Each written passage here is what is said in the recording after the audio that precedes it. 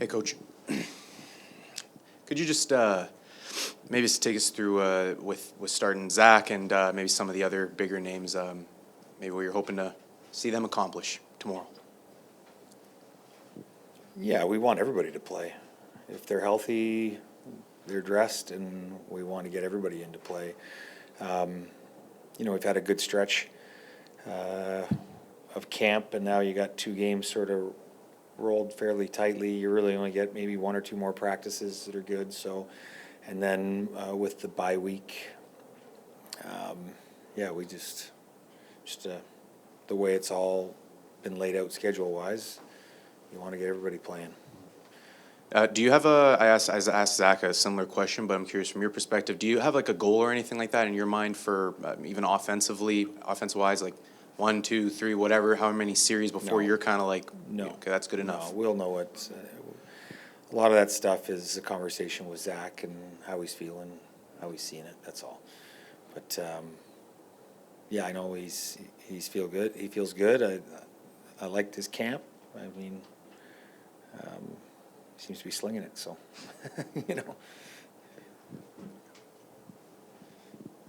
Mike, is there a difference in the approach to the first preseason game to the second, and that is this one more evaluation and the second one more kind of fine tuning, or how do you?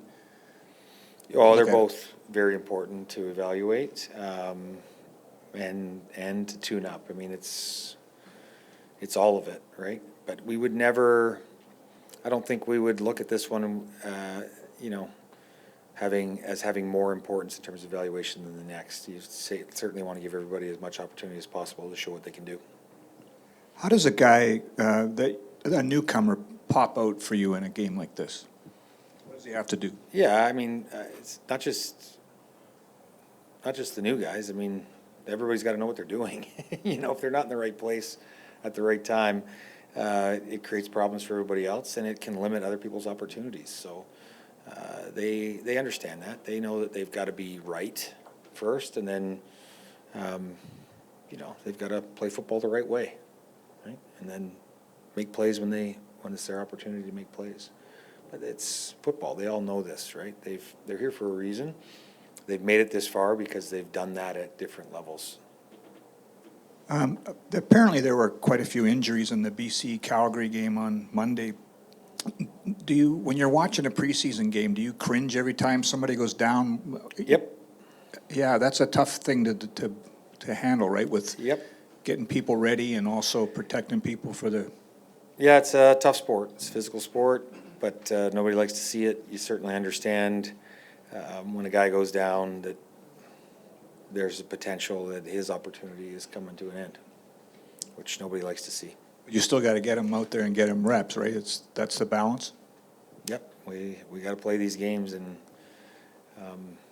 hopefully we've got them in the right kind of shape that they're physically ready to do it.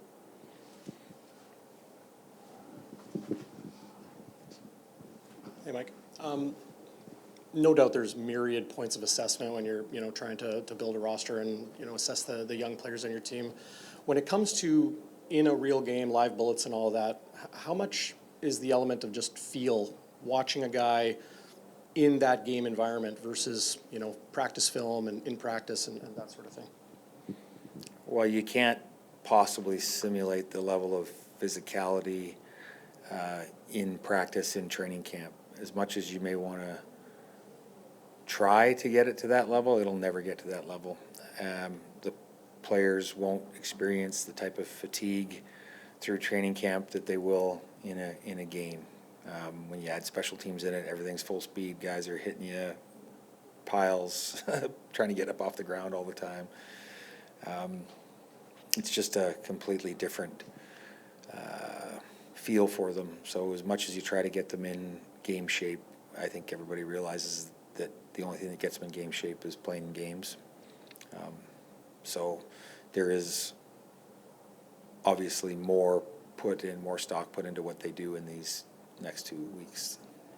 You've talked about through the years, the guy makes a mistake, make sure you don't make that mistake again, and being assignment sharp, etc. That level of fatigue in a game can affect the mental capacity of a player as well. So that assessment in game versus in practice of ensuring you got things down. Yeah, always trying to develop grit, right? They can learn it. That's part of it, right?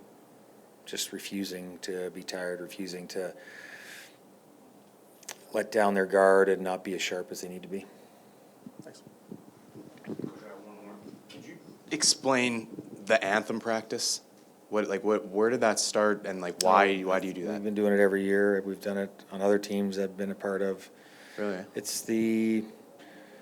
If you don't go through all the details of what the pregame looks like, then guys are wandering around and you're just inefficient and wasting time. So you try to cover every single detail so that they can focus on what they need to focus on. I've been that kid that's wandered around not knowing exactly where I need to be. And it does not feel good, and it certainly is a distraction. So go through it with them. Make sure the vets are grabbing guys' hands and pulling them wherever they need to be. Make sure they know the details of everything they need to do for the warm-up so they can just focus on what they need to do, which is go out there and play good football. Yep, thank you.